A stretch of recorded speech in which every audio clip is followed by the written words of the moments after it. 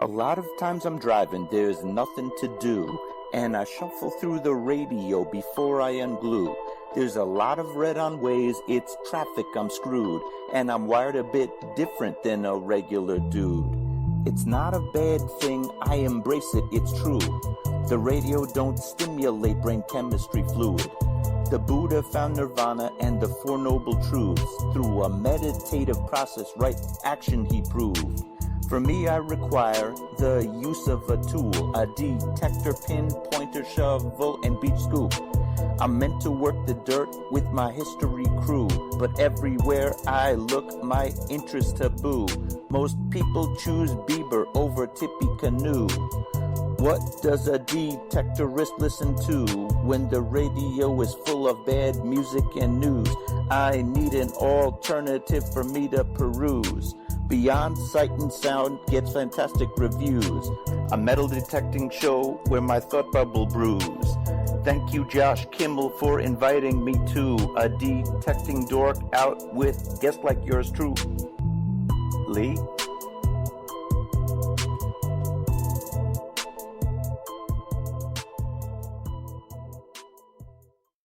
Are you looking for a high-quality beach and sand scoop?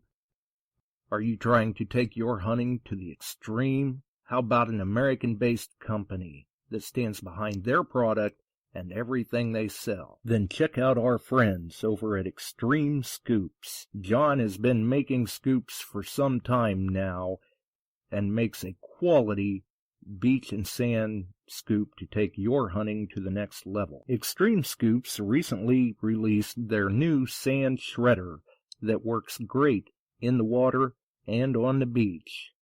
And if you're a new Equinox user, you may want to check out his Surfmaster X3 that can trap those small targets you new Equinox users are finding out there.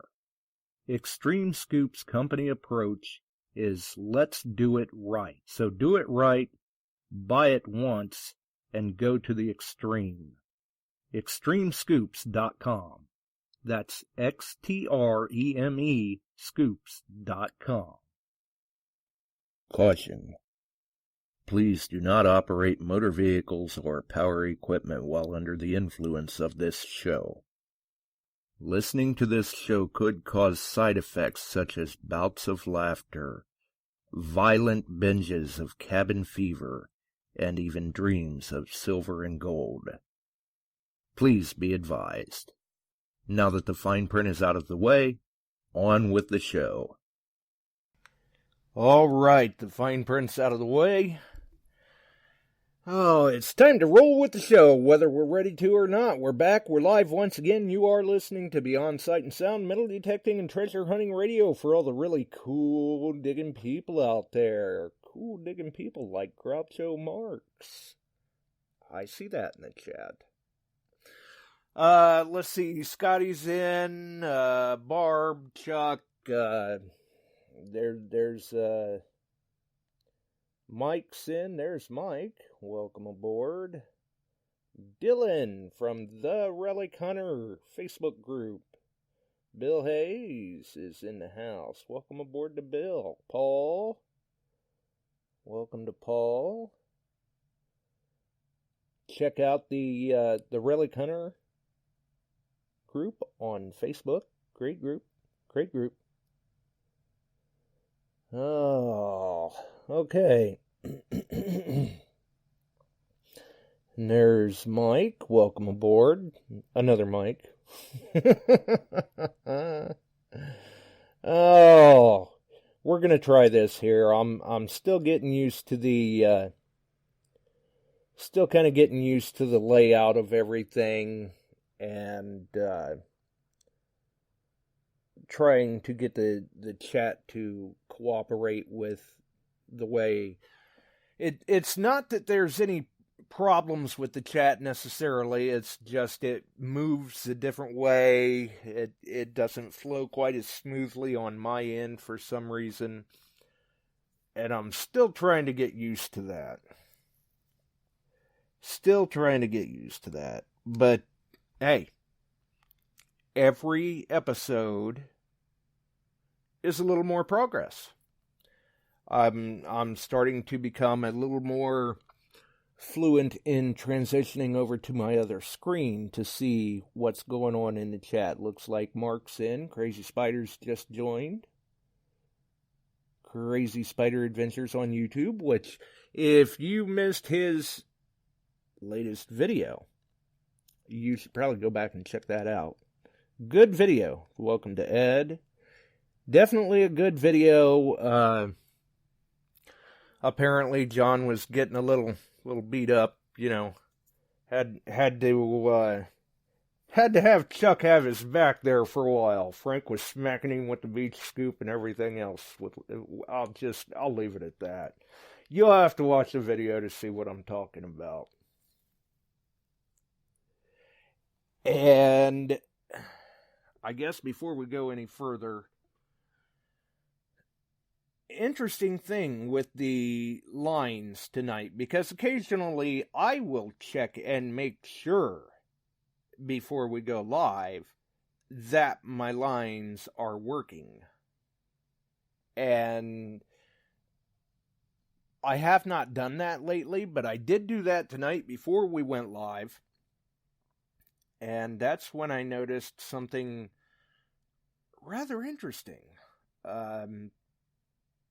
And I don't know if maybe this is what Chuck has referred to in a couple of the past episodes about there being some sort of recording, but for whatever reason, when I checked to make sure the lines were working, automatically a recording pops up that says press 6 to be connected.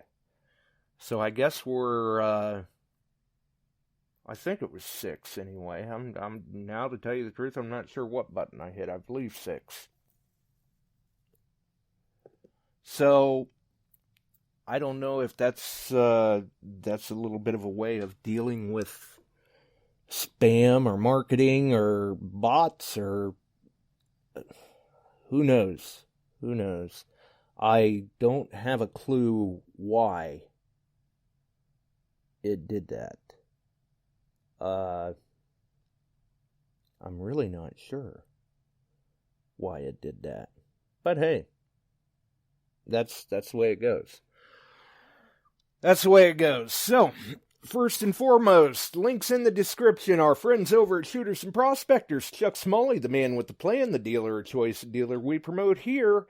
And he is a multi-line dealer, dealing in Garrett, Nokta Makro, Mine Lab, XP, Dean Record detector covers, ugly boxes, Detector Pro headphones, DetectEd shafts, the RTG scoops, the list just goes on and on and on. Well, if the supply chain is picked back up, we'll say. Because we do know that there has been a hiccup in the supply chain lately. So we'll see. We'll see. But it never hurts to call the man and check. Apexes? I don't believe he's got them yet.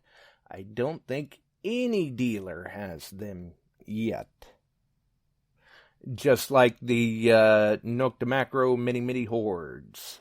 Do not believe any dealer has them yet, but soon. I have seen that the accessory coils for the Simplex are starting to trickle through, we'll say. So we've got the link for Shooters and Prospectors. Obviously, we do greatly appreciate if you're looking for equipment, please, by all means, give him a call. Not only does it support a good dealer, but in a sense you could say that you're showing your support for the show as well, because that's who we support. We've got the link for our friends at DETECTEES.com. Ken, Mark, Darth, Buddy, and the gang doing a great job. TheRingFinders, Extreme Scoops. DetectEd Outdoors on YouTube, Crazy Spider Adventures on YouTube, Metal Detecting NYC on YouTube, Crazy Spider Adventures Ohio. Yeah, I think I've covered them all. of the YouTube links that we've got. Illinois, Iowa Treasure Hunters Facebook group. Nokta Makro website, Mini Horde commercial, All Metal Militia Facebook group, yada yada. Detect America electrolysis videos, speaking of the ugly box that Chuck carries. If you're looking to do some electrolysis, the ugly box is definitely a nice way to go. And who knows, if I've got some time this week, I may be trying to do some work with the ugly box. I recently took on some new acquisitions, you could say.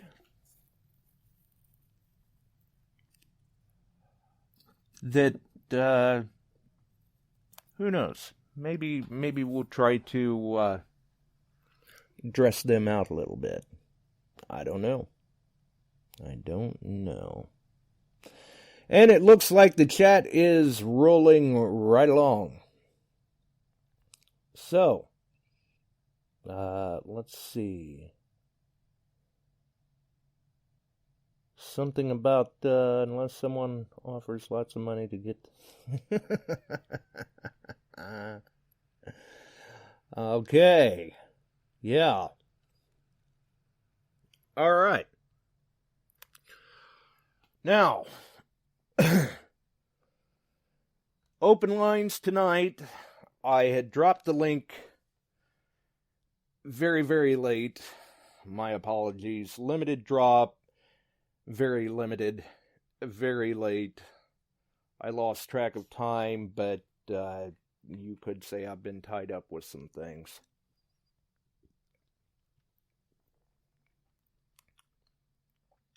So expect brief pauses here and there.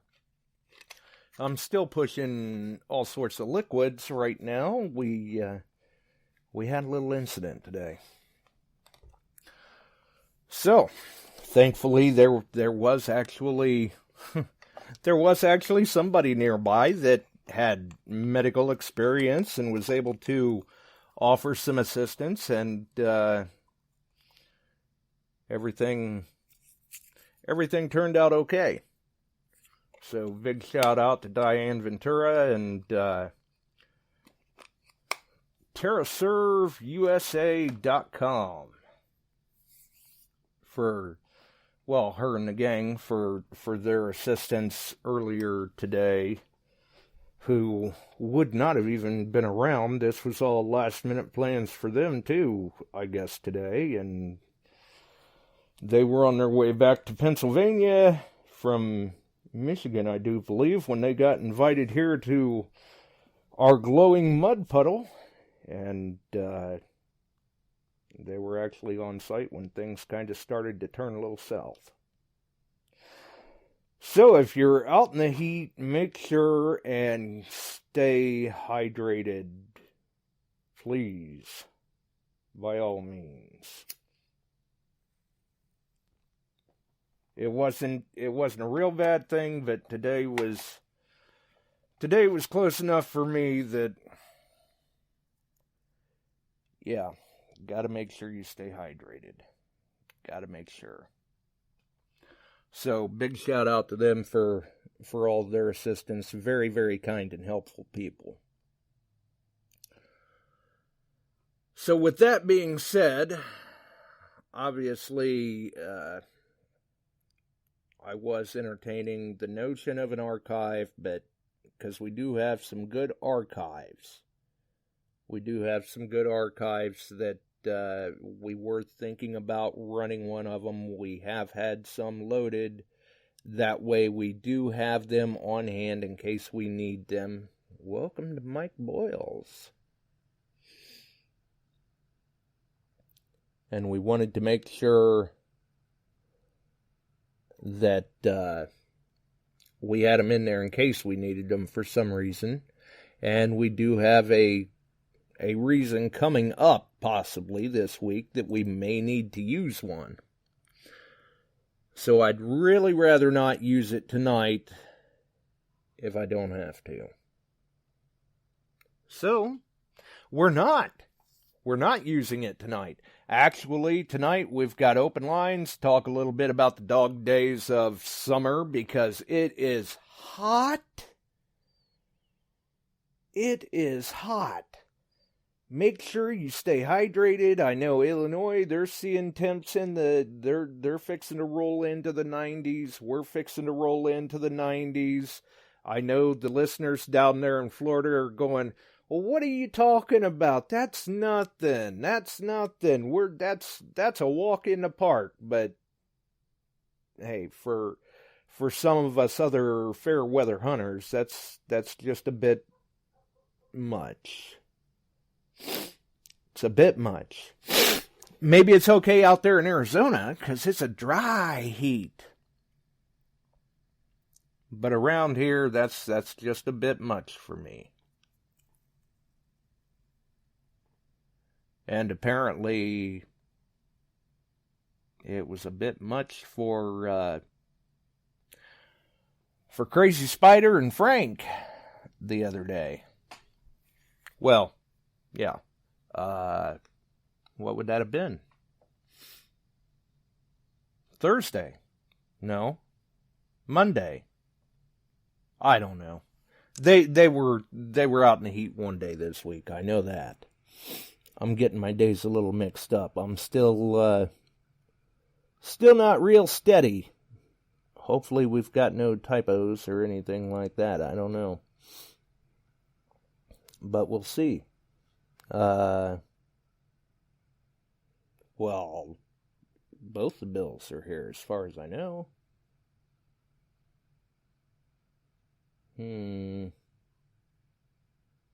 I see someone asking where is... Yeah, both of the bills are here. I don't know. Yeah, nice, Bill. An air fryer is dry heat, too. Well, I'll tell you what, I was starting to feel like I might have been in an air fryer earlier. Luckily, though, like I said, there were some people around, got me into some cover, and we got things straightened out before they turned too far south. So that's always a plus. So absolutely, for those who have not checked out Crazy Spider Adventures' YouTube channel, check out his most recent video, and you will see some of the things that I am referring to, such as, you know, Frank kind of beating him off with the beach scoop. Although, hey, good job to Frank. He did get a nice ring, but looks like Crazy Spider cleaned up on the clad. Nothing wrong with that. Think about it.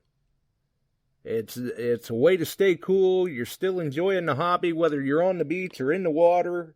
And that clad helps to,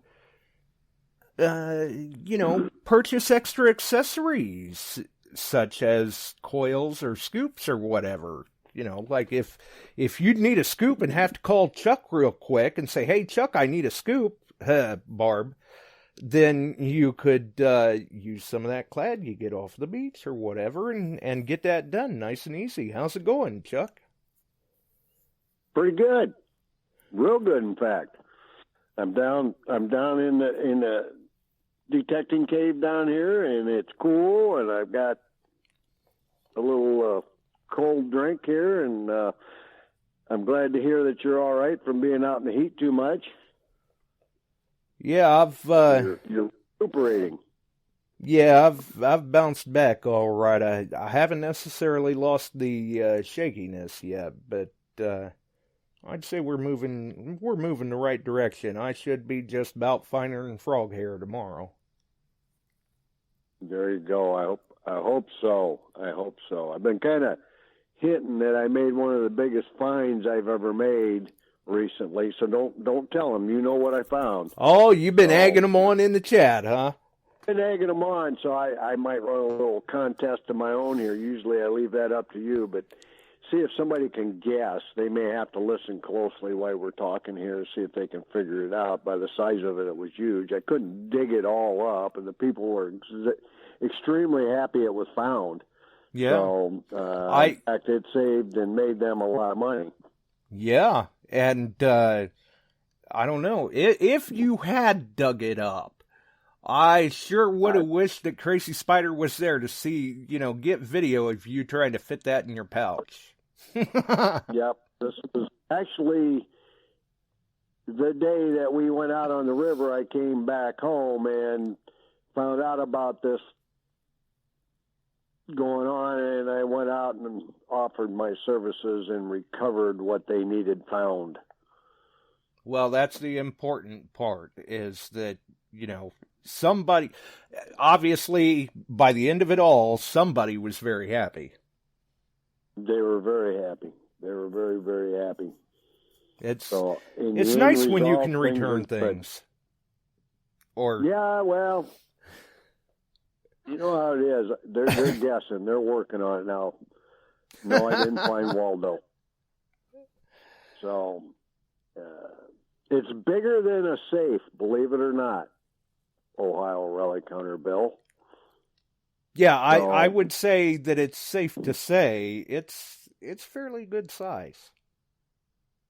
I haven't found Jimmy yet, but the word has it he is in the Mississippi River somewhere. Well, that sounds like a job for Crazy Spider. Yep. And I didn't video it so I could do this tonight. I actually wanted to save this, and I have literally recovered these before. Right. That is true. I do recall hearing from you before that this isn't your first rodeo for something like this. No. And but those people were happy too. Well, I'm not going to say that. We'll leave that ride for a while. We'll let them. Somebody will come up with it. Actually, it was detected and found. It's not a tractor or a fire truck. I can find all the fire trucks I need, Mark, and I don't have to use the detector. I've been chasing them all week. So right. It's been extremely, yeah. Or covering for others. Yeah, 2 today. So, and Crazy found out what it's like to live close to Cordova the other day when we were out on the beach, and Frank were all trying. They filled this beach. They brought a lot of fresh sand up, but it was pumped up. And I hadn't worked this particular area yet. You could tell by all the small snail shells, clam shells. They just pumped up from out in front and put it up on top. But we went to one end that it tapered off. Frank, along the water's edge, made his ring recovery. And we went to the south end of the beach and started really getting into a lot of coins into the 60s on up. But we didn't get back. So I found some barber there. Further up, I found a walker. I think we got some. I found 2 gold rings there and a gold necklace in the past and other earrings, things like that. But this is the first time in 2 years you could hunt it, do all of this high water, and really, really hunt it. And we worked on it, and we got a lot of clad. Oh, my God. I had a buck something and then got called away. I was gone an hour and a half and left those guys out on the beach frying, and then Frank hitting John in the back of the head with a scoop. I haven't figured that one out yet, but it happened. Right. Apparently they got along okay while you were gone. I'll give you all a hint. Uh-oh, they're asking for a hint. Yep, they're girly. They're coming up. They're way off. If you live out in the country, you can't live without it. These days, you can't live without it, and it can be really, really pricey if you don't have it. Right. No, I wished it was Mike Lacquement. What Mike put down? Oh, yeah. Oh. Yeah, not repeating that one. There you go. I think you can live without that in the country. I'm pretty sure. But then again, who knows? That could be debatable. I'll tell you what. I'll tell you what. I'll give you a choice. The one that actually nails it, I'll send you a snake skin or a fines pouch. It'll probably say Garrett on it or something like that. I'll give you the opportunity. If you already got a snake skin, if you guess it during this show, right? You'll have not to wait during then the until archive. the next one will announce what it was. But I'm going to be very careful on this one. They started putting numbers up. It's got nothing to do with it. Mailbox? Nope, not a mailbox. So, but other than that, Josh, I'm going to be hitting it out on the river. It's been a busy weekend out there again, so I'll go out this week sometime and head for some other spots. And the water has stayed steady. We actually got rain today. We got half an inch, and nice solid, just steady rain, but half an inch isn't enough. Mike Laquamet guessed a cell phone. Well, a lot big, Mike. You guys are too small there. Even the phone booth is a little small. Generator, no, Paul. How you doing, Paul? But barn, Barb, that's too big. Yeah, not going to fit that in a pouch either, though. Let's see. Every home in the country has one. Well, in that aspect, I guess Mike's guess of a cell phone was a good guess, but he's a little on the small side there. Right. Of course, I guess practically every home in the country probably has a computer, too, but that's still a little small. Yeah. Propane tank, nope. Well, what, Mike? That'd really light up your day. There it is. It just came up. Really? Yep. Steve Adams. Well, I'll be welcome to Steve Adams. Congratulations. I really didn't think they'd get it that fast. I didn't think anybody would get her tonight. Steve. I really didn't. Way to go, buddy. Yes. My neighbor was beside himself. He couldn't find it. They gave me a rough idea where it was at. I took the 30-30 out, threw her into Relic, and started looking. Got the hit that I expected to get. I told them that the lid to this thing, they had to have it pumped. They're having problems. And if that backs up, everything shuts down in the place except the electricity. Yep, you're in trouble. Without it out here, it's bad juju. Usually it's in the wintertime I get calls to find them so they can dig them because they're froze at the house and they got to try to work towards that. So I've been out in 0-degree weather. Yes, a septic tank. And if he had to make the call, I probably saved him $1,000 on a dig work. Right. And you weren't fitting that in your pouch. Nope. Mike got it first. Which Mike got it first? Oh, I thought Steve got it. I didn't see it. I thought Steve got it. I see a plow, a cell phone, never Josh, working well. I'm looking back. Yeah. Oh, my God, he did. I missed it, Mike. Oops. Uh-oh. I missed that. Rolling by when you guys are putting all that stuff up so fast, I missed it. Yes, a septic tank, and I've been asked to find many of those over the years. And they're big. They were getting close, though. Outhouse, toilet. Hey, Mike Locklement, you got it. I am sorry. I saw Steve come up with it, and he said it. And he said, no, Mike got it first.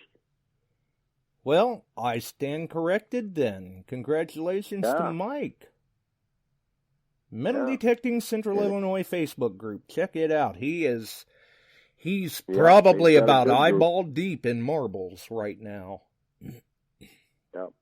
And you know, he lives just to the south of me, Pat does there, and he wasn't very happy they couldn't get it. They're having problems with it. So now he got it opened up and they're working on it. So they're back in business. Good to hear. Yep, good man, Steve. I missed it. Yeah, very, very commendable there on Steve's part, too, to bring that to the attention. Right. Well, Mike, what do you want? You want a pouch or you want... I see tokens. He's eyeball deep in tokens. Yep. So, no, it was, and I told him at that time what I hit. I said, I'm sure this is it, but you're going to have to dig the top off. How deep will it be? I said, that reads 6 inches. It was dead on. I mean, it was 6 inches deep and nice big lift ring, so you can pick it up. Right. And get it opened up. Yeah, that makes for a nice size hole in the lawn. Oh, yeah. He's got it opened up now, and I think they've been up working on it. So, and I would imagine he'll probably mark a storm had a huge oak there, and it uprooted it. And I don't know if it messed up the field or what around it, but they started having problems. So, oh, that's not good. That's not good at all. Yeah, that's just part of the country life. Right. Yeah, Mike will have to Good decide. job. Well, I guess he'll probably go, well, who knows? He may go with the pouch. Yeah. Not sure. A pouch. I'll send him a Garrett pouch. He can use it for his Christmas stuff. He don't want to wear a Garrett pouch using that bounty hunter, does he? Well, hey, you never know. I mean, it doesn't matter what logo's on the side, just so you don't lose your finds. There you go. So, has anybody else been out getting anything good? Anybody posting anything up?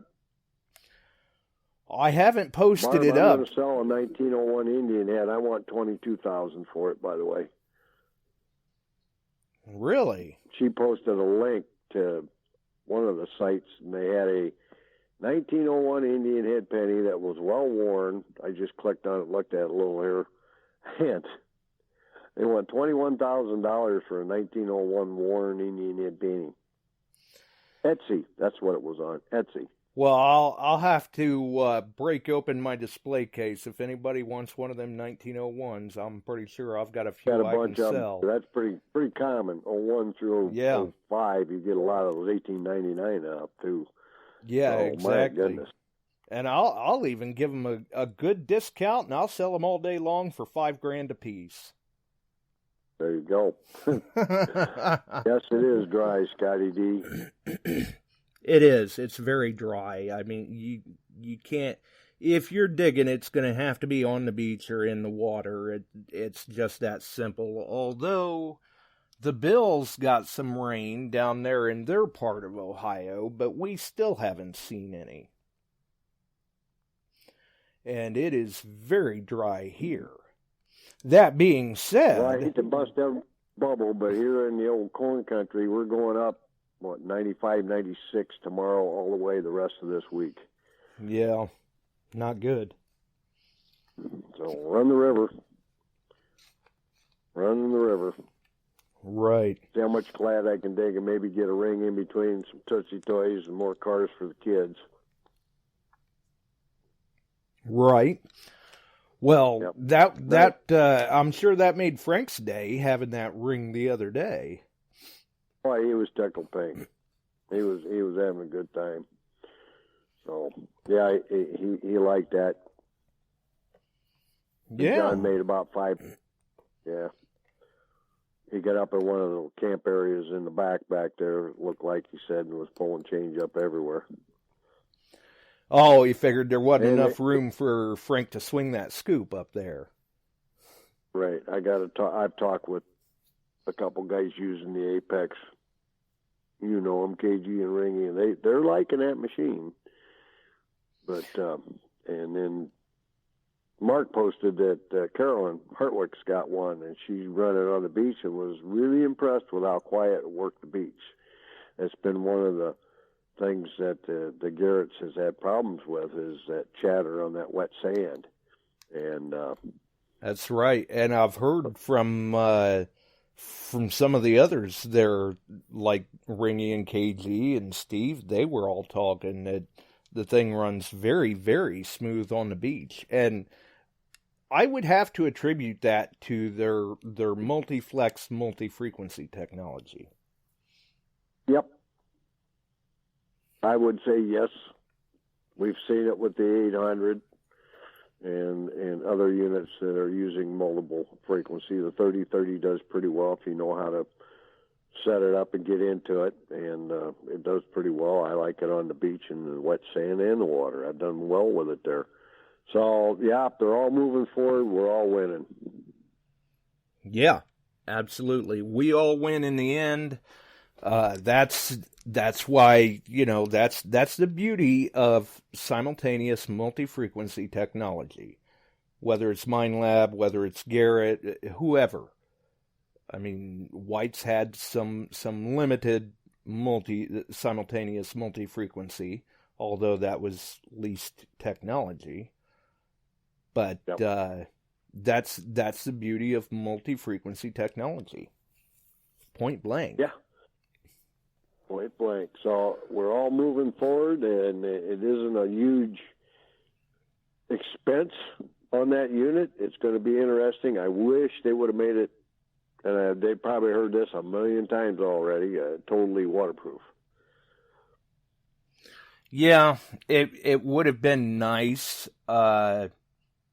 I think, though, what we're seeing is they're kind of testing the water right now. They're getting their feet wet a little bit, and they're paving the way to what we're going to see in the future. In the future, we're going to see that technology tweaked and incorporated into some of the other units that will be waterproof.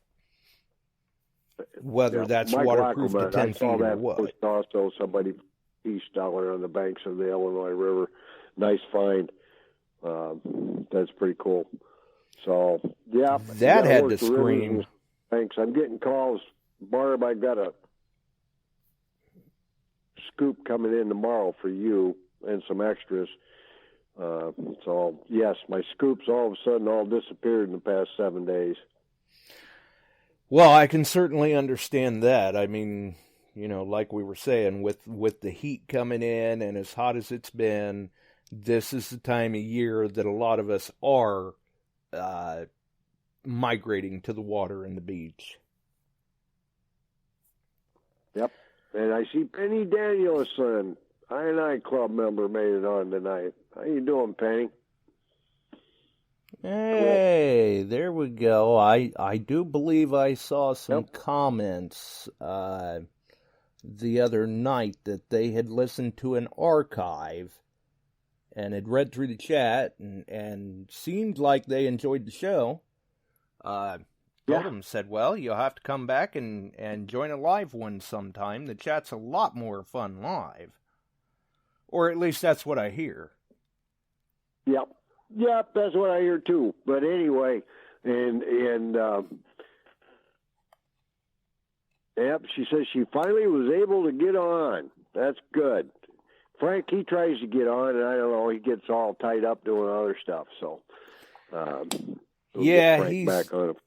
he's good with the maps and everything, but I think when it comes to things like Spreaker, it gives him a little bit of a wrench sometimes. Yep. Yes, it does. I think that's so anyway, probably you a good guess way what to I put found? My big find of the week was, that's good. We'll take care of Mike when I see him. Good job, Steve. And you know what, Steve? I don't know what you're running there for a detector if you're still on, buddy. Get a hold of me, PM me. I was pretty honest. I could send him a snake skin and a pouch out to Mike Lackerman. Of course, Mike won't run into each other. I'll just hand him one. So Mike will. The club meeting. Yeah, Mike will probably pick his up at a club meeting like he did the pinpointer, I'm sure. But it just goes to show the listeners you never know where these contests are going to pop up at. I mean, Mike's mentioned it. I had Olson on, and I thought, oops. Well, right. We aren't drawing tickets, and we aren't picking numbers, so we'll see how he does. Yeah, kind of got around that. Ed didn't win this time. Sorry, Ed. Yeah, lucky Ed. Well, there's always another time. We get closer to Christmas, there'll be a couple other things we can do for some better stuff. Hey, there you go. And well, PM me at either Chuck Smalley or S&W Shooters. I'll send you a snakeskin. And we're coming up coming up to the end of August. I have not done a round of the appreciation giveaway, but I'll probably push that into September. Make them wait a little bit for that one. Steve wants me to send it to Barb. Okay, we can do that. Well, that's that. That's cool. That guy's just. I'll make sure of that. And one from Steve. Mike Foreman had me get a couple fines boxes for her. So as that pot grows, I'll wait to ship that stuff down to her for Christmas and for the kids' giveaway. That guy's just all right, isn't he? Yep. That's and John White does a GPX giveaway. Hey, if you're buying, buddy, I'll give her away. Right? Yeah, that's all. Go. That's all on you, John. You just say the word, and we'll get it done. We'll make it happen. There you go. So, well, I'm going to back out. Maybe somebody else wants to call in and chat. And I'm glad you're feeling all right. So, not much else coming up. More questions there. So, let somebody get in there and give us their story from this last week. So, talk to you later. Josh. All right. Thanks for the call, Chuck. You bet. Bye-bye. Well, that was an interesting story from Chuck and an interesting little pop-up contest giveaway, you could say. You just never know where they're going to show up. That's why you got to follow the show. I mean, Mike Lacquamet, he's even mentioned in the Metal Detecting Central Illinois group that you never know. There may be a pop-up trivia contest on the Metal Detecting Central Illinois Facebook group. If you're not a member over there, you may want to go and get yourself included in the group and interact with all the great members and posts over there, because you never know. There could be a pop-up trivia contest about something on one of the episodes of the show. It may not even be anything that was said during the show. It may be something that was said during the chat. So, you just never know. Oh boy. We'll bring this call in, although I'm liable to pay for it. Welcome aboard, Pirate. Yeah, good evening. Yes, good evening. Everyone is awesome. I mean, people are giving stuff, and I have thrown a lot into this box. The box now is 2 feet by 3 feet, and it's overflowing. That's a big box. Yeah, well, Carolyn gave me, I don't know, 20, 30 headphones for kids' detectors. Right, like 200 pairs of headphones and a $22,000 Indian head. And a $22,000, that engine. I just laughed. I'm like, even now, I'm not that stupid. Yeah, they ain't getting me with that either. I wasn't even born at night, let alone last night. So I think I have maybe 15, 18 pair of headphones. I've got, maybe 20. Those were from Kellyco. I think I have 20 bags with hats and T-shirts from Nokta Makro, which Dwight gave me. Little Emily sent me a magnet, a brute magnet in the box. Nice. I've got some hats. I'm sorry, go ahead. We've got another caller on here with us, too. Go ahead, caller. Hey, this is Dylan. Oh, okay. Well, how's it going, Dylan? I didn't recognize the number there at first. I wasn't sure who we had. That's why I thought I'd better interrupt Barb and see who we've got. Haha, Barb. Hi. Hi. Nope, first time calling in tonight, so. Yeah, well, very nice to speak with you. About Make time. Yeah. There you go, Barb. Get him. I'll get you, my pretty. No, because Toto is my best friend. Well, just Well- remember that the witch is afraid of water, so. Yeah, I was going to say, I don't know about the rest of them, but we ain't in Kansas. No, and I grew up on an island, so although I'm a witch, and I do have a broom or two, I didn't say it. my mom taught me how to swim and not to melt. Well, just make sure you have your arm floaties on, just in case. Honey, I Right. can dive off a 70-foot bridge with no problem, so... Don't even have to bring the rubber duck. Nope. No. I would just for fun, but. No, it's fine. I love y'all. And, you know, I'd rather laugh and be laughed at and have fun than be some miserable person sitting in a corner. Oh, Hey, it's like I tell everybody else, if we don't give you a hard time, that means that, we don't like you. But obviously you can tell everybody in the chat likes you a lot, Barb, everybody gives you a hard time, but you dish it out too.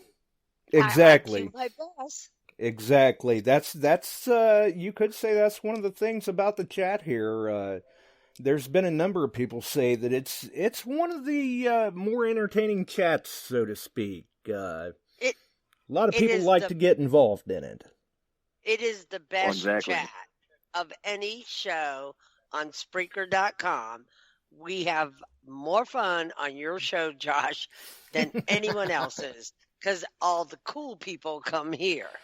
Well, that's what I say I mean, for all the really cool digging people. I discovered your podcast probably back in February when I was hitting up all of your archives back off of Spotify. And I was like, you know what? I was like, I'm missing out on so much stuff not being in the chat. I need to start getting in here on Sundays and on Wednesdays. It's definitely worth it. That's right. If I remember right, at that time, he had hit many of the archives twice, in fact. I hit him quite a bit, actually. And that just goes to show people, too, sometimes I never even know where we pop up, because I had thought that we were on Spotify, but I don't use Spotify, so I wasn't real sure. I don't even remember what it was.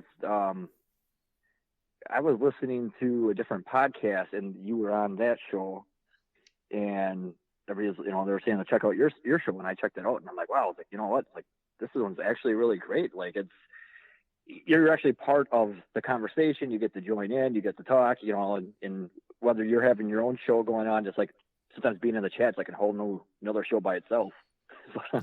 Yeah, it can take on a life of its own for sure, but that's kind of the fun about it. I mean, we don't care if they interact by calling in and joining in the conversation, or if they're just interacting in the chat, because everybody has a lot of fun in the chat. Oh no, I can definitely agree with that. And certainly, I just wanted to hop on nothing here. wrong with that. I just wanted to hop on here and just say hey to everybody. And next weekend, I actually have my really big hunt up in Gresham, Wisconsin here for That's right. 1930s mansion. That is going to be interesting. That's going to be great. I mean, we were supposed to hit it up last weekend, and my buddy messaged me out, or we were supposed to hit it up yesterday. And last weekend, my buddy messaged me and he's like, hey, I hate to do this. He's like, but wife just has off. This is her last weekend off for the summer. She wants to do one last family trip. He's like, I tried getting out of it, but she started pulling the whole, are you going to pull metal detecting thing over everything else? And, you know what? He's like, I can't. It makes me sick to say this. He's like, but can we try to reschedule this? And I'm like, dude, I completely get it. My girlfriend gets that way sometimes too. And I'll wake up, I'm like, hey, honey, I'm going to go up metal detecting. She's like, well, we got plans. I'm like, I'll be back in a little bit. And, they always say, behind every great man is a woman rolling their eyes. So. Right. Yeah, exactly. And they do put up with a lot from us. That they do. Definitely. But that had to have been kind of a bummer for you, because I know you're really looking forward to that hunt. It's definitely a bummer, and he knows it too. My buddy Rob knows it too, and he's like, I'm sorry, man. I'm like, it's all right. 'Cause, he's kind of like my right-hand man. When I created the Relic Hunter page, I reached out on, it was like Detect Wisconsin or stuff like that, and he was actually the first person I actually met up metal detecting with. So he's kind of like my right-hand man, because he's kind of like giving me good hunts and stuff to go take along with him. So I'm like, you know what? I can't get these awesome hunts without him. It's like him and I together make up the Relic Hunter. So, hey, there you go. Yeah, teamwork. Exactly. He hits up a lot of the local areas with the history stuff, and and I got this hunt. I was completely by accident. I reached out back in April, and I asked for permission to hunt the property. I got an email saying that they were selling the property. They weren't allowing anybody on the property anymore. And about a month ago, I got an email asking if I was up there metal detecting, and I said no. And the guy's like, well, I don't want any problems or anything. He's like, but I got pictures of somebody trespassing metal detecting up here. And I'm like, man, I was like, I'm sorry to hear that. I live over 2 hours away, though. And I said, and I go by the ethics. I'm not going to go drive 2 hours up there to metal detect if I don't have permission to do it. I'm not going to drive 2 hours to try a Nighthawk. No, exactly. And you're ruining the word and the hobby for everybody else. I said, it's not worth it in my eyes. Right, yeah. I mean, our actions don't just affect us. It affects the hobby as a whole. And when people do something like that, they give us all a black eye. Exactly. And I was like, after I told him that, and he's like, well, you know what? Thank you for reaching out to me. And he's like, hey, are you still interested in hunting this property? I was like, are you kidding me? Yeah, I'd love to. So, we exchanged a little bit more of information and tried planning things out that worked out. But I kind of laughed. I'm like, well, what are the odds of that, man? Like, guy thinks I'm the guy trespassing, and he finds out I'm not. And, you want to hunt my property? Well, see, there's something to be said for honesty and character. Exactly. I mean, maybe since you were up front with him and everything, he's kind of going, you know what? I kind of like this guy. He's a stand-up guy. Let's give him a try and see what happens. Oh, maybe that's it. I didn't even think about it like that. I just thought like, okay, well, maybe he's like, well, he was interested in it before. We'll give him a shot up here, but and we got to pay like a $10 entry fee to get up there, because it's just a typical donation, because it's actually the caretaker who's in charge of it right now. But well, and I mean, realistically, for a site like that, I would have no problem making a donation. Oh no, me neither. I mean, you saw the video, like that there's a lot of property on that, and absolutely all the history that's on that for there's like about 90. It was about a 90-year-old mansion, and it's got so much history to it following the mansion. So it's like, yeah, I'm not gonna complain about coughing up $10-$20. He's like, well, usually people pay $10 an hour or something. And I was like, I wouldn't have a problem coughing up like $50 to hunt the whole day out there. Like, even if I walk away with a bunch of pull tabs, I hope I don't. I don't think you will. I mean, just from what I've seen, you're going to come out of there with something good. I'm hoping so. I know my buddy. I'm hoping that my buddy gets some really good stuff too. I mean, I'm just swinging my simplex, but he's got a whole whole arsenal full of his metal detectors and stuff. The CTX, and super cool guy too. Though, I mean, I didn't say this before, but the first time I actually went out metal detecting with him, told him to bring my brother-in-law with and my dad with, and my brother-in-law, he doesn't have anything of his own, and it was supposed to rain. And Rob's like, oh, hey, I got a metal detector for him to borrow if you want. And, we hunt with him for a little bit, and he had to get going. He's like, well, you guys seem like pretty nice guys. How about you guys continue borrowing my gear and, just return it to me some other time? I'm like, serious? Like, dude, I can't ask you to do that. Yeah, you oh, can't. No, that's fine. That's fine. You can't beat meeting up, running into whatever, forming a friendship with a hunter like that. They are definitely a reputable hunter. I mean, not many people are going to do that. No, exactly. That's one of the reasons why I was like, I got to have him as my right hand man, because he's got the arsenal for it. I mean, he's got more years of experience, like, hunting it more seriously. I've been hunting for 16 years, and this past spring, I actually started hitting it really hard, and it's like I'm learning a lot of stuff from him and learning like his little techniques and stuff like that. So I'm like, you know what? It's like, yeah, you got to have somebody that betters you, and and I think in any relationship, if you're not bettering yourself in this relationship or a friendship, it's not a good thing. That's not going to work out. But right, exactly. Kind of one of those things. Not saying that you're using people, but how does this relationship enhance my life? If they're just dragging you down or something like that, then yeah, it's time to cut loose. Exactly. I don't mean to make it seem like I'm using him for his arsenal, but I mean, I use my simplex all the time, and he's like, "Oh, hey, you want to use a CTX?" And I'm like, "No, that's okay." I get nervous, that thing's pushing like $3,000. No, that's okay, man. I'm okay with my simplex. No. And he twisted my arm the other time, and he's like, "No, come on, seriously, please do it." All right, I'll try it. And my hands got all clammy just operating that. And I'm like, just be very careful with this. All right, this is his baby. Right, little bulkier than your simplex. Yeah, a little bit heavier, but I mean, it was so cool just seeing how that operated. And he's like, "Well, hey, if you want to borrow any of my other ones, just to get a feel for them." I'm like, "Well, maybe." And when we were talking about hunting this last weekend, we're hunting yesterday actually, and he's like, if you can't reschedule, he goes, "Please hit me up and take me up on my offer." He goes, "I'll let you borrow my CTX." I'm like, He's like, I'm serious. Please do. I'm like, oh. You're going, that's so tempting. Yeah, I mean, it's tempting, especially it's a higher form of equipment, but at the same time, and that it's not yours and it's a friend, you don't want anything to happen. And right, see, like you're like, oh, yeah, in a situation like that, if it were me, I'd be going, oh man, that how do I break this to him? That now the machine's acting up. I feel so terrible for this. I'm gonna have to find a way to make this right. Yeah. Yeah, it's a lot of stress.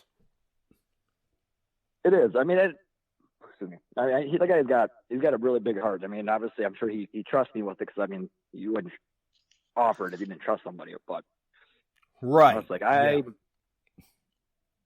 have too much responsibility the way it is.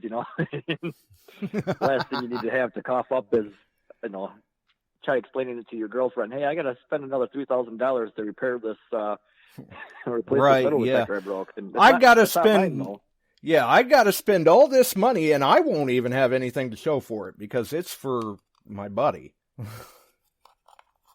Yeah. That probably won't go over real good with the girlfriend. No, probably not. I gotta give her credit though. She's been super supportive of me getting out. I had some pretty bad anxiety and depression last fall through winter, and so we got taxes back this year. I'm like, you know what? I'm getting a metal detector. I'm gonna get out, start swinging more. And she's like, well, do it. And she's like, if you gotta take a full day for yourself, go take a full day. And so she normally doesn't say nothing.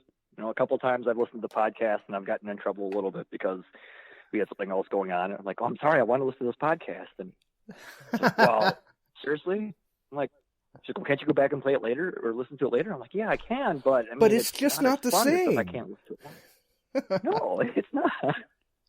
But you can listen to it at work like you were before. Like, I'll re-listen to it when I get to work too. I said, but I want to be a part of it. I want to be a part of the environment and the group chats, and if they got giveaways, I said most of them you got to be a part of it anyway. And I got to be live to tune in.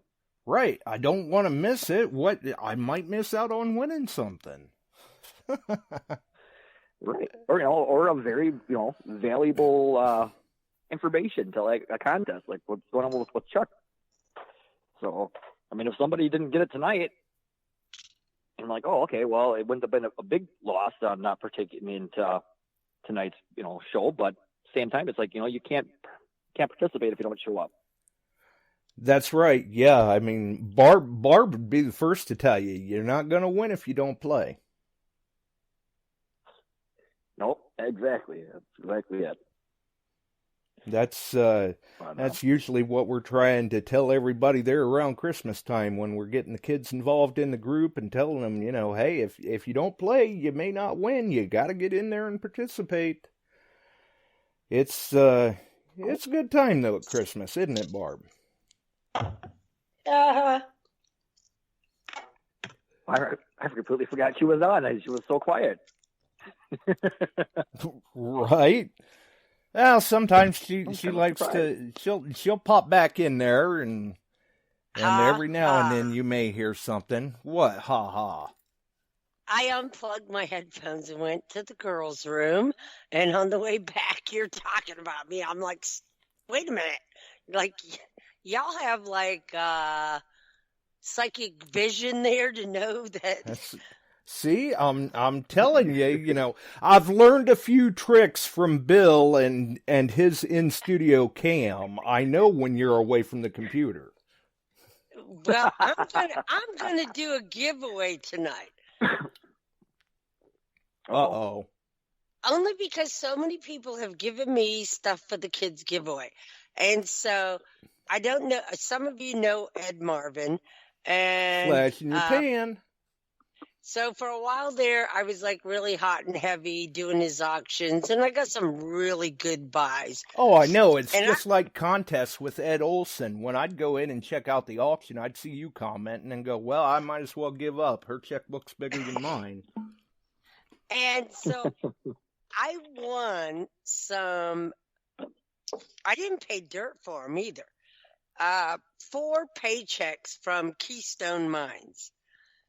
And I'm sitting here looking at them. 3 of them I'm going to give away to the kids' Christmas giveaway. But what's interesting, they're all from 1914. Okay. And the one I'm going to give away, I know is worth more than the other 3. And it doesn't have Ed Olson's name on it, does it? Well, not yet. No. But it is now. What's weird is the one in September of 1914 on the end says Keystone Mines paycheck, Bank of Amador County with the check number, pay to whoever, and for how much. It's to Frank McKay. It doesn't matter. And then it's signed like a regular check. But the ones after that, from November and December, are different, and they have received from Keystone Mines check number 1275 for how much, being full amount due me for services rendered during the month before October, and every single one of them is signed by a different person, which makes me think they couldn't keep help to pay the bills. I don't know. Well, mining was tough. But what was the, can you tell us what the amounts were on any of these for someone in 1914? All except the one I'm giving away, because that's what they're going to have to guess. Oh. So the one that was paid in November is $67. This one don't even have a date, and I'm assuming they cashed it. It was $72. And in December, and it's paid for the month previous. So they worked all month and didn't get a dang penny till the next month was $98. Well, this one is a lot less. And that was backbreaking labor. Yeah, and it's for a whole freaking month. But I think the one I'm giving away tonight is worth more, even though it's a lot less, because it says who it's paid to, where the other three don't say that. And I'm going to guess none of these went to the Canary. I don't know. It just, it's weird. Sorry, mining humor.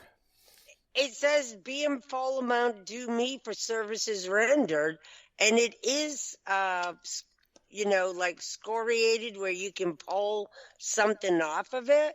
So I don't know if their name was on the end and they kept that and the bank took this. I don't know. But the oldest one I have is September 1914, and I didn't say go, so stop. I seen that. All of a sudden, my chat's starting to scroll like a slot machine. I said stop, or you're disqualified. Well, remember, there's a delay. Wow, and so, I almost kind of feel like we've got Steve in here or something. I said stop. I was thinking the same thing. I'm like, stop. Yeah, Steve. Steve would be going, stop. Oh, And sorry, so Josh. Barb completely hijacked your show. No, I didn't. You hijacked it for 20 minutes while I was in the bathroom. Wait, you were in the bathroom for 20 minutes? No, I'm just kidding. Oh, boy. You really are like Steve. Oh, God, thanks. He's going to hear this, and he's going to come after me now. Oh, that's... So Dylan it's just funny. fits right in. It's funny that the other checks don't have a name, but this one does. Okay. So, you can guess, but it has cents. Okay? So, it's not like $10. It's $10 and something, or, okay? And it is less than $20. And for a month? Wow. And the cents here, I'm even going to give you the cents because we don't want this to go on forever. It's either 25 cents, 50 cents, or 75 cents, or even dollars, and it's less than $20, and it's paid to Frank McKay. Now that check might have went to the Canary because he only made it halfway through the month. And the thing is they're all signed in pencil. Every single one of them is made out in pencil. Wow, what sort of a mining operation are they running there? Yeah. They didn't have pens then. They had the ink, but they had pens, they had ink. Well, maybe they just wrote it out in coal. You never know. Okay, guys, Yeah. so you can go till somebody gets it. It's under $20. Yeah, I see. Penny just put $11.50. That's under 20. Yep. And it's over 5. That even narrows it down more. Yep. And I think they broke the chat. Oh, okay. No, they didn't. Wow, now they're coming. Yeah, good luck with that one, Barb. See what you started? I'll even throw in one of my favorite finds to go with it. Uh-oh. Now, you know what's going to happen. Somehow or another, Ohio Relic Hunter's probably going to wind up hitting this. No, Chuck just won. Really? Yep, $15.50. Well, hey, when it comes to mining and gold, he knows his stuff. So Pops. Yep, and I'm going to send Chuck. Pops. I'm going to send Pops an Indian head penny. A 1901? Oh yeah, I'm sure I have one. If not, I'll buy that one. You know, you could hold that. You could hold that his prize for ransom until you get your scoop. No, I wouldn't do that. Because I've already decided if he gets it down to the wire, I'm going to have him send it to my mom. Well, no, my sister, because my mom, forget it. Her address is really funky, and so we send things to my sister. Yeah, watch those funky addresses. I'm telling you what, when it comes to the Postal Service, trust no one. No, don't. No. So, Chuck, this is really cool. I mean, it's from September 10th, 1914, check number 1143 for $15.50. So you're a rich man. Well, and you know what's even kind of cooler about that is that, I mean, I'm sure Chuck, you know, this is going to someone that has a respect for this sort of thing. I can see him putting that in a frame. Yeah, and it's in perfect condition. It has no wrinkles. It even has a watermark behind it, and it is stamped. Oh, there's something written on the back. And it says 1550, 81, 2750, $124. So maybe this was just one of 3 checks, but it even has the man's signature on the back. Wow, that's a really cool piece of history. It is a very cool. Yeah. So, Chuck, I am happy this is going to you. So, the other 3 do not have signatures on them. It's why I'm giving them to the kids' Christmas giveaway, because I think even they're 1914, so, you know, they're still memorabilia, but this was the coolest one. That is really cool. And just imagine trying to like pay for all of your bills and and everything off of that money for a month. Right. Yeah. I mean, it looks like he made $124 for the month because he wrote on the back, and you can tell it's his writing. Maybe that was for the quarter. And what's weird, well, it looks like all the checks, the other ones say paid November 10th for October 1914. So I think they got paid by the month. But what's weird is it's signed twice, and it looks like 2 different people signed them. They're not the same signature. Like maybe this person endorsed it for someone else. Well, it says Frank McKay, and it's funny because the M is really fancy in the old script. And love that old script. The C has a line under it with like 2 dashes and then K, and then under that it says Frank K. So it does kind of look like 2 different people signed it, and it said pay to the order of Bank of Amador County Amador Mercantile Company on the back. Well, and it's possible that maybe this other signature was somebody that was, overseeing payroll or something. Yeah, it's weird. That is cool, though. It's going to a good home, so PM me your address, Chuck, and I'll get that out in the mail this week with a not 21 Indian head penny. Well, and I'll tell you, you want to cherish that moment because there's not many people that get to be in that position where they get to tell Chuck what to do.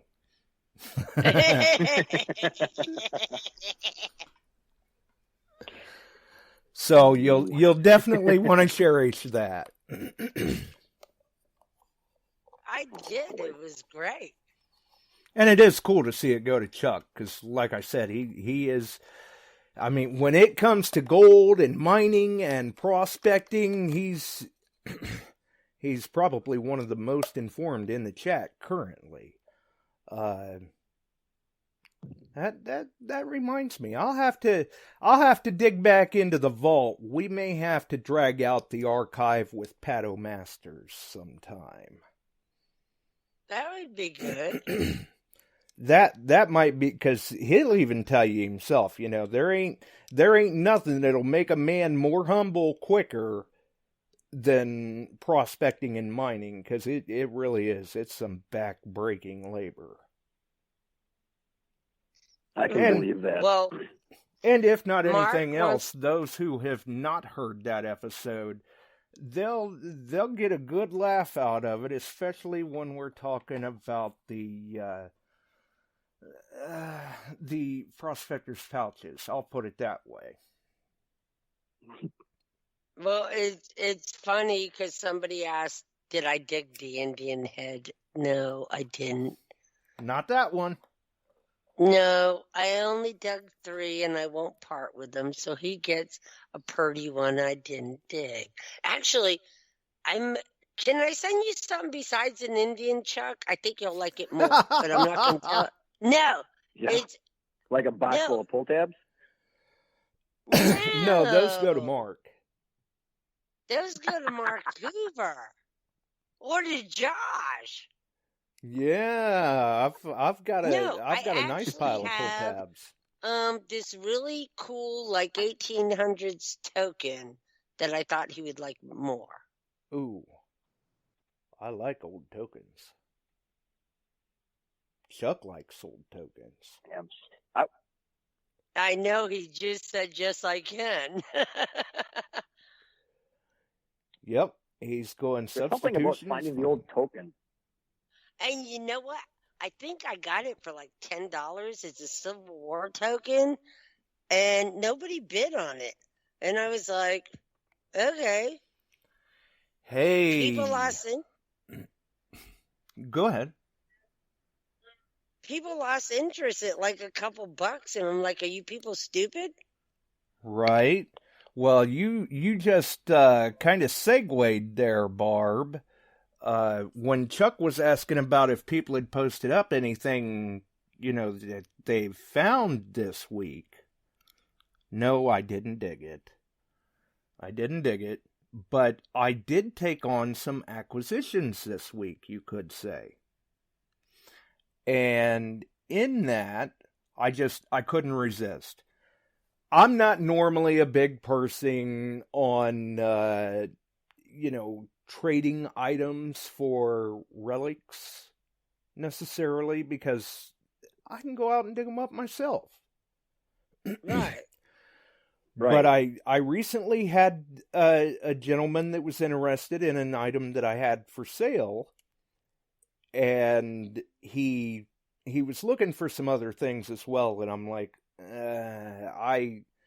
I wasn't planning on doing anything like that, but I can throw together a little package for you, I'm sure, and I'm sure we can work something out, but the price is going to have to go up because now it's a bigger package.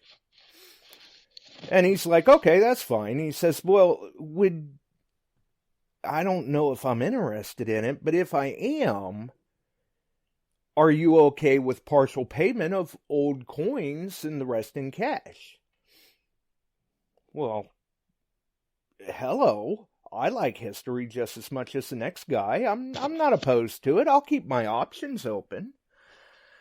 So he's planning on, bringing some things along for me to check out and everything. And I'm thinking, with the price of silver right now, I'm not really interested in old coins. I mean, yeah, good for him, but bad for me. It's not a buyer's market for silver right now. So he's showing me some other items that he found. And he happened to show me a pristine field dug, which is phenomenal, because usually the fields aren't real good to tokens or copper coins. But this was a Civil War store card from 1864 from Cincinnati, Ohio, that he's like, the last time I looked on eBay, it was probably going for about $70, $75. I said, well, normally I probably wouldn't do this, but okay, what are you thinking here? And he says, well, you look like you're interested in some of them tokens. He says, why don't I just slide them tokens over to you, along with this very cool 1800 sash buckle in a display case, and then this big old pile of cash. Well, yeah, okay, I can do that. because we're not talking silver now. We're talking tokens, and I like the old tokens. So yeah, I acquired a few tokens and an 1800s sash buckle this week. There you go. We may go ahead and try to Nice. clean up one of these tokens. It may be a job for the ugly box because it's another one of the well, some of the people know that I've got a duplicate FC Stark token with the Don't Worry Club logo and, you know, the swastika, the other good luck symbols and all of that, which means it predates World War II, obviously. And this guy had, in these tokens that I acquired, he had one of these, only it's for the Excelsior shoe store and a Boy Scouts promotional token from 1914. Wow. So we may try to zap that one with the ugly box and clean it up a little bit. We'll have to see what happens. That'd be really cool to see that'd be really cool to see how that turns out. You should definitely take some before and after pictures though and post it on the page. Right, yeah, obviously that will be nice to see, and I don't know, maybe I'll try to get some photos of these tokens and the buckle and post them up just for people to see, enjoy the history or whatever. Like I said though, disclaimer, I didn't dig these. These aren't my finds. It was just the guy wanted to try to find some sort of happy medium so he didn't have to give it all to me in cash. And when we're talking about a Civil War store card that's in that condition and is worth what it is, yeah, we can talk working a trade. So it's got to be very hard to, to give up some of your own finds. Like I keep every little thing that's, valuable. Obviously, I don't keep like the garbage and stuff like that. But I mean, I found Right. I can't even figure out like the year, but I found an old Republican pin, and somebody offered me about $100 for it. I'm like, no. I mean, I don't know how much it's worth, but I'm happy that I found it, and it's got a really good piece of history to it. Exactly, and that's kind of what I told this gentleman was, I gotta say, I gotta respect that. I mean, you've put a lot of time into meticulously displaying all of these items that you're showing me. You certainly have a respect for the history. Yeah, we'll work out a deal. And it's tough because our finds that we find, whether they're necessarily valuable or not, a lot of times we may not be able to put a price on them because to us they're priceless. We worked for it, we found it, it's our find, regardless you sought of what out the the value permission is. for it, and Right, we put the time and effort in, and sure enough, the guy's like, "Oh yeah, exactly. I understand completely what you're saying." It's as a matter of fact, I'll do this in order to get the gear I'm trying to obtain. But that being said, if you ever think about getting rid of that buckle, please contact me, because I'd like to have that back. And that shows you right there. I mean, it's hard to let loose of our finds like that sometimes. Mm-hmm. Yeah. It has more sentimental value when you find it, and and you put in all the work for it. It's like an accomplishment. You like, oh, well, it all paid off. It all paid off for this little piece of metal that I got, or this history that I got. Right. All the research was worthwhile because I recovered this, whatever it was. And that's the way it goes. And I'll, it'll probably get worked into one of my display boxes, but, like I said, I didn't dig it. It is a recovered item, but it's not my find. I'm just displaying it. That's like a lot of people freak out when they see one of the display boxes that I have they may be going through looking at the items, and then all of a sudden they'll see this set of 3 silver coins, and they'll ask me, well, what are those? I've not seen anything like that. And I have to explain to them, these were dug, but they're not my find. I'm just the custodian for it. And that is actually a set of 3 Templar coins.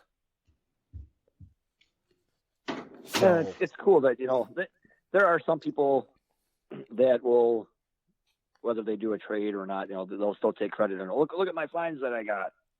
I'm like, okay, but it's cool that you have the respect and like, hey, these aren't mine. I respect the person who found them. I'm just the caretaker, Exactly. Because, I mean, come on, we're here stateside. How many people do you know that are going out and digging up Templar coins? Oh, exactly. So can't really pass that off as my find, but they were gifted to me, and it was requested that I do keep them together and keep them on display for people to see. So that's. I mean, if you think about it, I mean, 50 to 100 years from now, they're not going to be in your possession anymore, anyways. So I mean, you take good care of them, and hopefully the next person who, obtains them, they take good care of them, and they can help keep the history alive. And exactly, and like I told this gentleman yesterday when he was taking all these display cases out and all of this, he had brought his son along with him. And I told him, I said, anymore, our educational system doesn't necessarily teach history. It teaches history from their perspective or what they want us to know, and that may not necessarily be the truth. And when you keep a hold of these finds, these items, and you show them to kids, and you let them hold these finds, they can touch them, they can see them, they can look at them. It's a tangible item that they will retain so much more information about that point in time in history than somebody just standing up in front of a classroom and telling them about it. I mean, you tell a kid about the Civil War and they're like, oh yeah, well that's kind of cool. But you let them hold a musket ball or a piece of grape shot or something like that, their eyes just light up. Yes. You feel personally connected to it. I mean, there's an old museum that's in my hometown, and they found an old Civil War canteen that had a bullet or a musket ball go through it, and the musket ball was still inside the canteen. And I saw this at the museum probably about 10 years ago, and they let me pick it up and handle it and all. And I had such a big rush on that. Oh yeah. You felt so much connected to the history of the Civil War. I felt personal history to my hometown because this was a soldier from that area. So, yeah, exactly. One of the items this guy happened to show me, he had found a large cent that had been shot with a round ball, and the round ball was still embedded in the large cent. And he's like, I've showed this to a few people, and they tell me that this thing is absolutely worthless. And I'm like, are you freaking kidding me? Don't do anything more with that. Leave the lead right where it is, because that thing is so much more valuable to a lot of people that way. Yep. Than to separate those to the two right items. Collector. Absolutely. Exactly. To the right collector, I mean, they'll be worth something. Forget what the market says and says, oh, this isn't valuable, this isn't valuable. No, you got to look after and go after the people who are interested in these type of things and these type of collections. Right, exactly. Same thing with, say, counter-stamped coins. Some people say, oh, well, that just defaced the coin, it's worthless. No. To the right person, it's that much more valuable. Or love tokens. Yeah. Oh, and when I first started getting into metal detecting, and everybody was like, oh, don't rub your coins. Mm-hmm. I continued to rub them. I'm like, they sat on the ground this long. Me rubbing my fingers across them isn't really going to hurt them too much. And And then looking and doing more research, it's like some people like that whole, as found, coin to be, displayed like that. And other people want it to be cleaned up and, preserved. So it's like, you have to kind of pay attention to the audience that you're trying to sell it to. Yeah. Yeah, absolutely. I mean, looking through this gentleman's displays, I could tell right off the bat. I'm like, okay, I see. So you're one of those that I like to brush the dirt off of it, and that's it. That's far enough. And he's like, oh, absolutely. He says, I don't rub them. I don't put any water on them. Nothing like that. I don't seal them. I let them air dry. Then I brush the dirt off, and that makes the details come through, and that's good enough for me. There's, everybody has their own perfect way of cleaning it, and it all goes off of what the collector wants, really. So, absolutely, that's got to respect the way people preserve their stuff differently. I mean, you got people that'll do, like use the ugly box, or people will use, warm water and soap, and other people that, like you just said, let it just air dry and let the loose dirt off and preserve it as is. Right. Yeah, I mean, I've seen some people use, flamethrowers and grinding wheels. I wouldn't necessarily recommend it, but if that's what they want to do, that's up to them. I mean, there's one thing that I touched up, and I found an old, probably like about 100-year-old spud wrench in the backyard, and it had so much rust and metal that was just kind of peeling off of it. I took a little bit of a grinder to it, and a sander to it, and I'm not giving it to anybody else. It's in my collection. It's nice and cleaned up. It's polished enough. But I did just a little skimming just to get the loose stuff off of it. But I'm not cleaning it up any more than that, and I'm not going to try defacing it any more than what I've already done. Right. But You got to know when to call the cookie done. Yes. I mean, I couldn't do that with anything like any coins or any jewelry and stuff like that. That to me, that would be too iffy, and I wouldn't want to destroy anything super valuable like that. But I don't think there's a big collection for old wrenches that are still covered in rust. So right, yeah. Barb, what was it? You got yourself a nice big wrench, railroad wrench or something there a couple of years ago, didn't you? Oh, big one. It's one that has the open end wrench, and then it comes out, goes down, and goes back. It's got a crook in it, and it's pointed on the one end. Yeah, it's pointed on the other end for them whacking the railroad in line. I also have the axle to one of the hand cars on my porch. Wow. Yeah, and I had somebody that wanted to buy it, and I'm like, you're like up in Kentucky or somewhere. Right, the shipping's gonna kill me.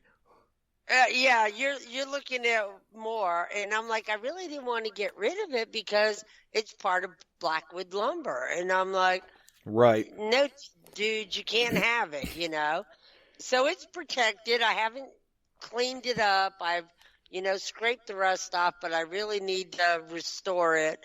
But I look, it's 100 years old, and Duke Power actually dug it up, putting in a boat ramp, and they left it like in the ground at the park. And I showed up, and it was there, and I took it. And the next time I went to the park, because I was like hitting it every day they were working, they were like, we found this axle, and it just like we showed up today, and it was gone. And I went, oh, that's what a coincidence. So did I. I was like, I'm sorry, that sucks. And they looked at me, and they're looking at me like, but now the chat's gonna crash now. No, it's not. But they were looking at me like, we know you took it, and you're sitting here playing stupid. And I was like, that's so sad. No, I haven't seen it, and the whole time it's on my porch. That's all right. You can play a violin for them. Yeah, I mean, why would you dig something up that's 100 years old and not take it home with you? Well, some people are that way. But you got a backhoe, you got all this heavy equipment, and you dig it up, you put it aside. I think they just forgot it. Maybe they were, but now they'll never have the chance because, you took it from them. So. Right, yeah. Maybe somebody had planned on taking it home, but you beat them to it. Well, how can you sleep at night now? Yeah, they were waiting until they got their paycheck next month for everything that they dug up the month before, and then they were going to take it home with them. How can I sleep at night? I sleep fine.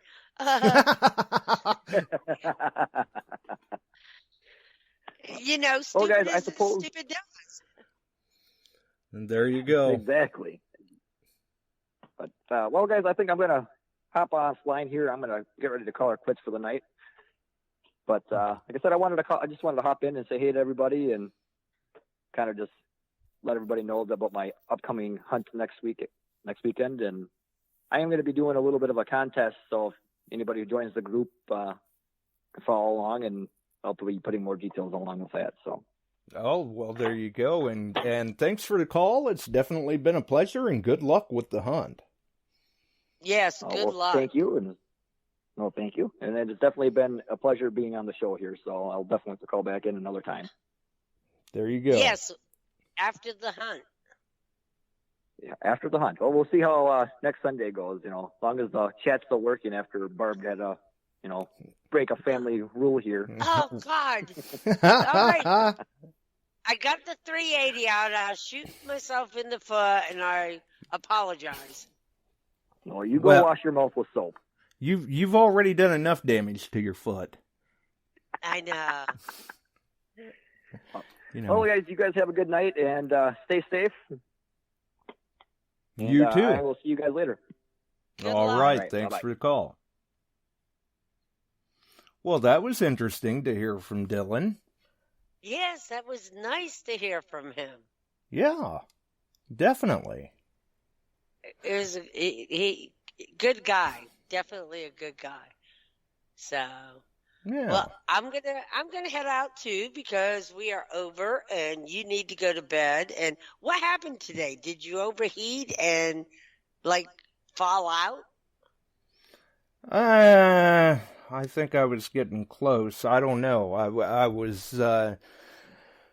having some problems getting around, and next thing I know, all of a sudden, I had been crouched down and I was having problems getting back up, and next thing I know, just out of nowhere, here comes this woman running up going, "Here, let me help you up. You need to sit down. I'm going to grab a chair." She says, "I'm a nurse."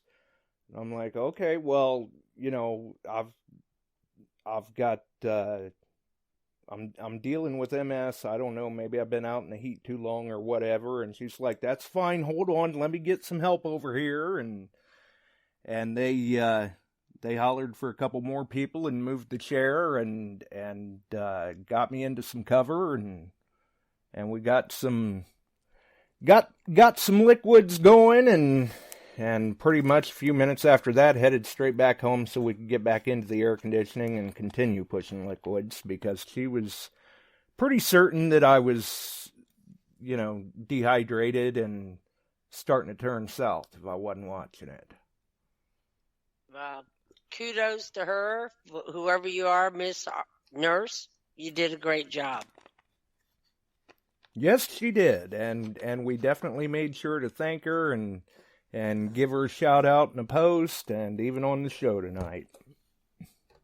That is fabulous, and I can tell you, I was out waterproofing my porch, and I got to the point I was like, I need to go in, and the good Lord brought the clouds over, and I went, thank you, and was able to finish it. So everyone needs to be aware, this is the hottest month, and don't take no chances. It'll sneak up on you before you realize it. And it will. And stay hydrated, take lots of water, make sure you have a cooler, some Gatorade, something, because water won't just do it. You need that Gatorade to replace your potassium and sodium and all that. Yep. Matter of fact, I think I'm probably headed that way now for another Gatorade after the show.